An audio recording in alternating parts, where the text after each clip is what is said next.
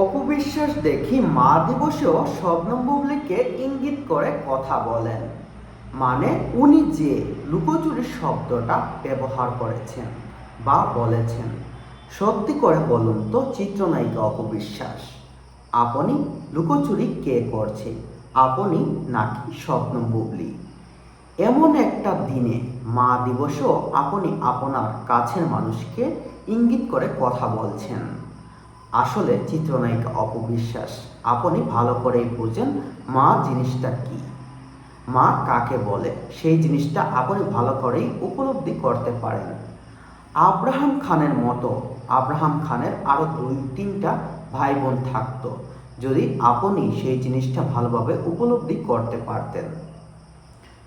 বুবলি আপু তার সন্তানকে ভালোবাসেন বিদায় তার সন্তানকে পৃথিবীর আলো দেখিয়েছেন।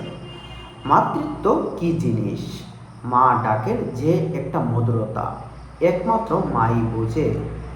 তিনি তার 2 সন্তানকে মহান আল্লাহ